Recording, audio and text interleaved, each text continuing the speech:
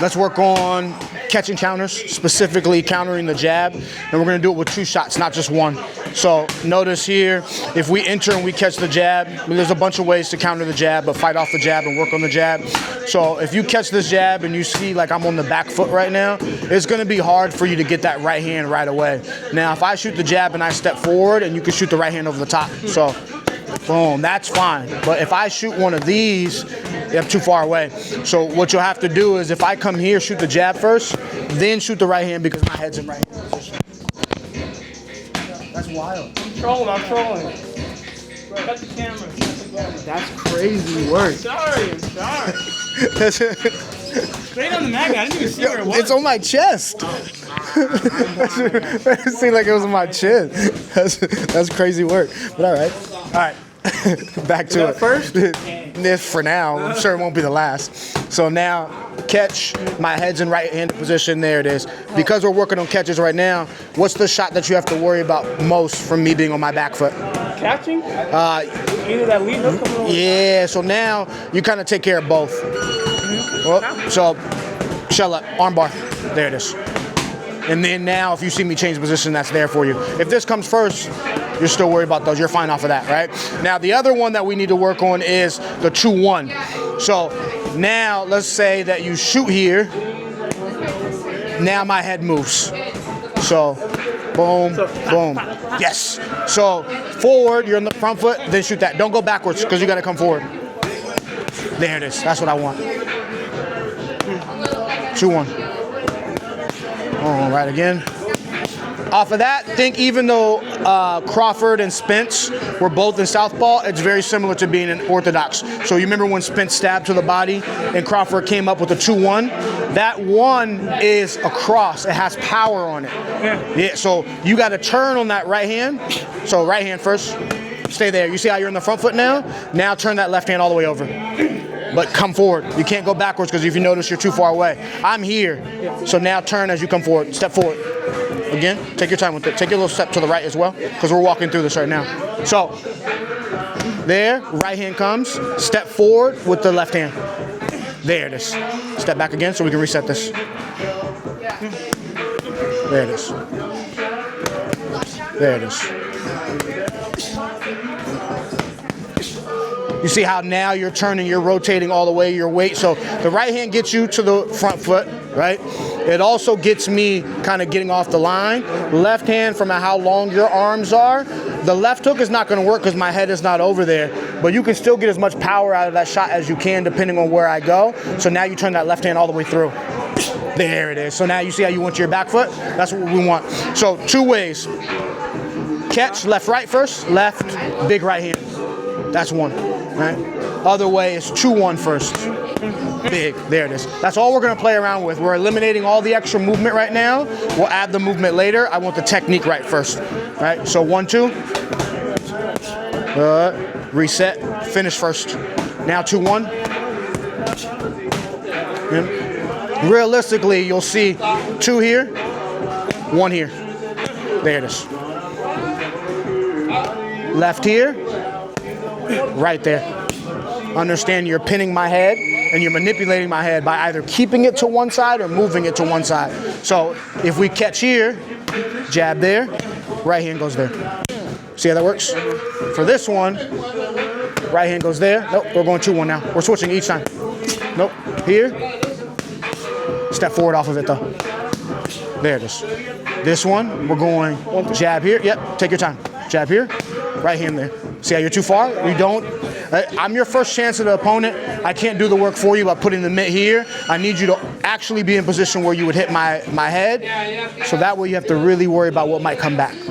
So take your time. Here. There. Leave it there. Leave it there just so we can make sure everything's perfect. Now do you feel this tension a little bit more? Now you're like, what do I really have to worry about? Right? Now go ahead and reset. We're just taking our time with it because this is reps right now. So now we go 2-1 here. 2 there. 1 here. You gotta step forward. Because if you see I'm slightly back, there it is. I'm slightly backing up. 1-2. 1 there. 2 there. 2-1. 1-2. Stay there. 2-1. 2-1.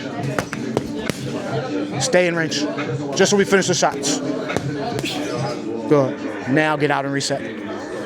You're just looking, feeling, making sure everything's perfect. 1-2. Are you in range? There you go. Do it again. There it is. Go ahead, reset.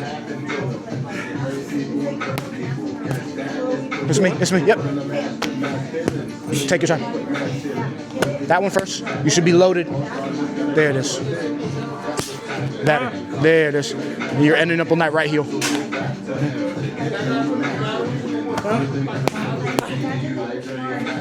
Better. Finish it all the way. Not a half step. There it is. So you'll see it'll start being like that. You see what I mean? Because now I can turn that shot all the way through. All the way through because that, thank you. But you don't include your exit. You got to work on staying and stinging that shot. Stay all the way first and then you'll be able to bounce out. 1-2 off of this. So catch, shot, shot. Good, reset. 2-1 off of this. I'm getting a little wide, huh? Yeah. So remember, half steps, right? This is the reason. Hold on. This is the reason why we work on half steps. You need to be able to work out slightly outside your stance, slightly inside your stance, and your normal stance. So the question of you being wide, do you feel like you can attack, defend, and move from that wide stance? Then you're fine. Now, too wide would mean you feel like you can't do one of those things. And most of the time when you're too wide, one of those things is going to be movement, right? That's the reason why we work on half steps from a slow motion standpoint. How wide can I get and still be able to attack, defend, and move? How narrow can I get to still be able to attack, defend, and move? Those are the ranges and the levels and the position changes that you can fight in. Does that make sense? Let's get 2 more of these. So left, right. Right, left. Boom. Boom. So you see how for me, the target of my head changed? Yeah. So here, yeah, so now we talk about whatever your reference point is, whether you like to go ahead and think your left eye, your right shoulder, your hip, your foot, whatever you want to go ahead and think. Right now, this is me in right-handed position. So at that point, if I shoot the jab from here, you can, yes, you can, but think about this. This is going to manipulate my head. So if you shoot it straight at me, can I move my head this way? How would you pin my head? Either straight or this way. So I like to think left ear. Because now it's going to pin my head. But then also if you pin my head there and I throw something back, you see how you have head control? Yes. And all you have to do is lift that hand. The only thing that I can do is probably come from here. Your hand's good. I can come from there. But at that point, that's not a big body shot because I can't turn all the way over because you have my head controlled. So now when you catch that jab, boom, we're doing 1-2 off of it because single shot didn't work. So now we're getting to the doubles. A little bit more risk, but you've earned that. So we're skipping ahead for everything and we're working on the technique right now. So here, pin, boom, right in there.